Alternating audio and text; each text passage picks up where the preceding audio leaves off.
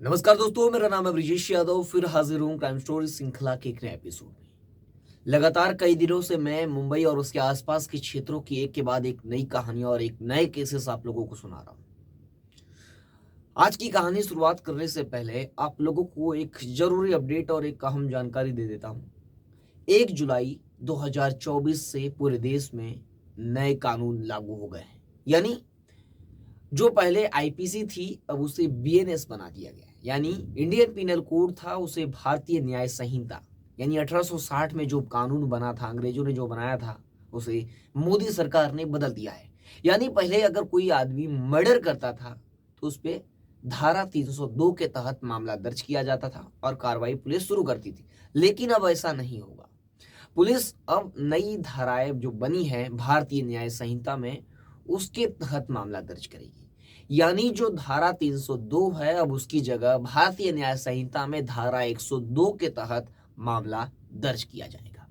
और इस केस ये जो नए कानून आए हैं, 3, भारतीय न्याय संहिता, नागरिक सुरक्षा संहिता और उसके बाद जो साक्ष्य जो एविडेंस है उसके लिए भी, यानी तीनों कानूनों में बहुत बड़ा फेरबदल किया गया है। और मोदी सरकार ने अब ये भी किया है कि जो भी माइनर्स गर्ल हैं उनके साथ जो भी क्राइम होगा, यानी जो छोटी बच्चियां हैं उनके साथ जो भी रेप और बलात्कार की जो घटनाएं होती थी, उसमें डायरेक्ट उम्र कैद या फांसी की सजा है।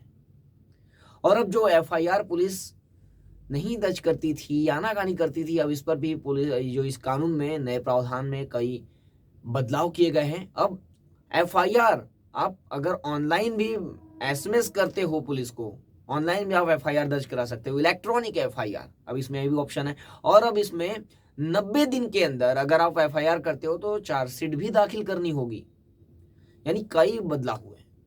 तो आप लोगों को ये शॉर्टकट, एक छोटी सी जो जानकारी आप लोगों को देना जरूरी था। तो आज की कहानी की शुरुआत में करता हूँ। आज की कहानी जो है वह मुंबई से सटे जो थाने जिला है, थाने के उल्लासनगर की है। उल्लासनगर में एक लोकेलिटी है जिसका नाम छोटा सा है, जिसका नाम चिंचपाड़ा। इस चिंचपाड़ा में उल्लासनगर के यहाँ पे कई लड़के रहते थे। उन लड़कों में कार्तिक, नीलेश, धीरज और सागर, ये चारों लड़के एक ही उम्र के थे, यानी लगभग आसपास वही उनकी उम्र थी, उनकी जोड़ी के लोग थे। और ये चारों काफी अच्छे दोस्त थे लंबे समय से, सब कुछ अच्छा चल रहा था। अब जून का महीना, इस जून के महीने में 26 जून को जो कार्तिक नाम का लड़का है उसका बर्थडे था। 26 जून 2024 कार्तिक का बर्थडे।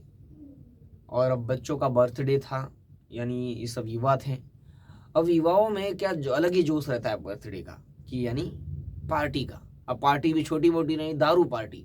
अब इस दारू पार्टी में इन लोगों ने एक बहुत बड़ी घटना को अंजाम दे दिया। आइए पूरी कहानी आप लोगों को अब डिटेल में बताता हूँ। उल्लासनगर में इस चिंचपाड़ा में रहने वाले कार्तिक का बर्थडे था 26 जून को। अब इस 26 जून को कार्तिक और उसके दोस्त नीलेश, धीरज और सागर, इन लोगों ने पार्टी मांगा। और जो कार्तिक है वो भी पार्टी के लिए तैयार हो गया। पहले तो इन लोगों ने परिवार के साथ, अपने घर वालों के साथ बाकायदा अपने घर में, कार्तिक का जहाँ घर है वहां पर केक काटा। वहां पर केक काटने के बाद मजबूत सेलिब्रेशन किए ये लोग, यानी खूब जश्न मनाए। पहले तो वहाँ नॉर्मल, यानी घर में ये लोग जश्न जो मनाते हैं नॉर्मली मनाते हैं, केक काटना, नमकीन खिलाना, समोसा वगैरह ये सब किए ये लोग। यहाँ नॉर्मली पार्टी करने के बाद इन लोगों की एक अलग प्लानिंग थी, और वो पार्टी थी दारू पार्टी। अब इस पार्टी के लिए लोगों ने प्लान बनाया था। एक बिल्डिंग है, अपार्टमेंट है, उसका नाम है आर्या अपार्टमेंट। इस आर्या बिल्डिंग में चौथे मंजिल पर एक किसी में, इन दोस्तों में से किसी का एक का घर है। उस घर में ये लोग ने पार्टी का प्लान बनाया। बाकायदा ये लोग रात में निकले और वहां पर पहुंचे। शाम का समय था, लगभग कुछ रात अंधेरा हो चुका था। वहां पर पहुंचे और इन लोगों ने जो जाकर पहले शॉप पर जो भी पार्टी के लिए जो सामान चाहिए, जो दारू, जो वाटर, वाइन्स चाहिए, उन लोगों ने खरीद कर लेकर आया। अब यहाँ पर सेलिब्रेशन करना शुरू किए।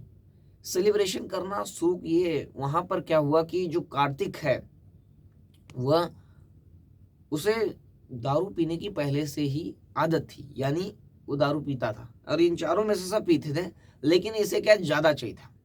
अब इन दारू पार्टी लोग दारू पीना शुरू करते हैं, यानी एक दूसरे लोग से देखते हुए दोनों सभी लोग दारू पीना शुरू करते हैं।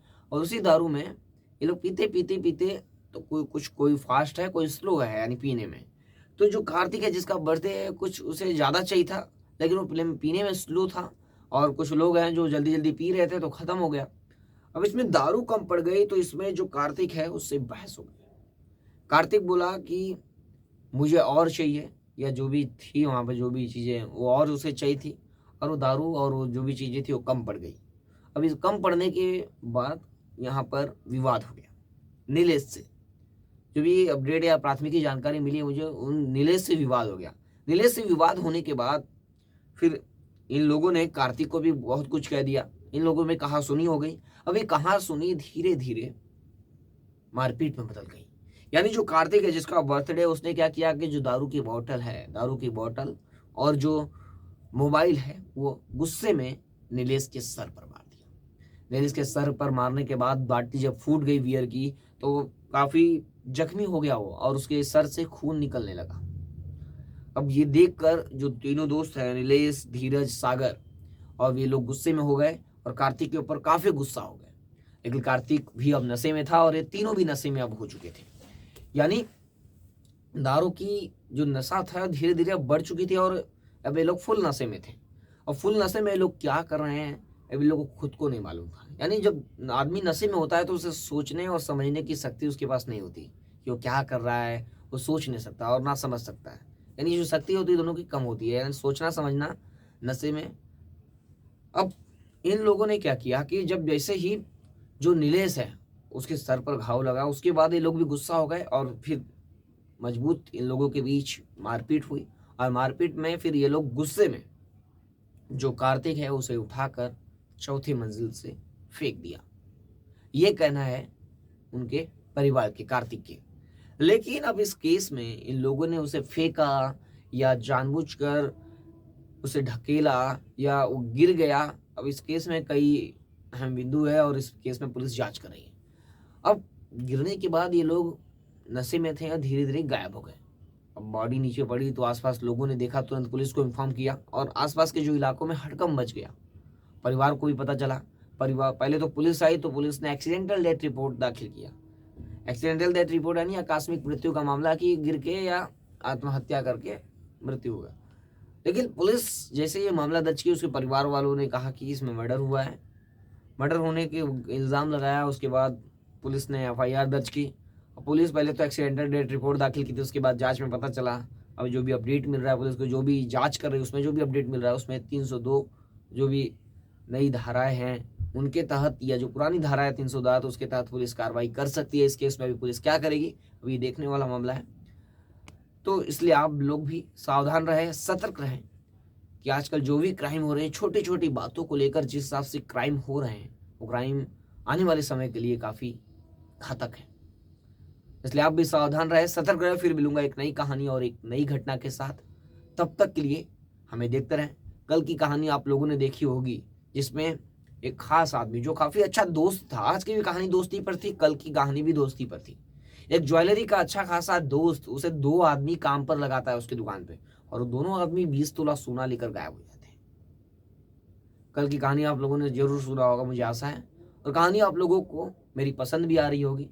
इसलिए चैनल को लाइक और सब्सक्राइब करना ना भूलें। फिर मिलूंगा एक नई कहानी और एक नई घटना के साथ। तब तक के लिए जय हिंद।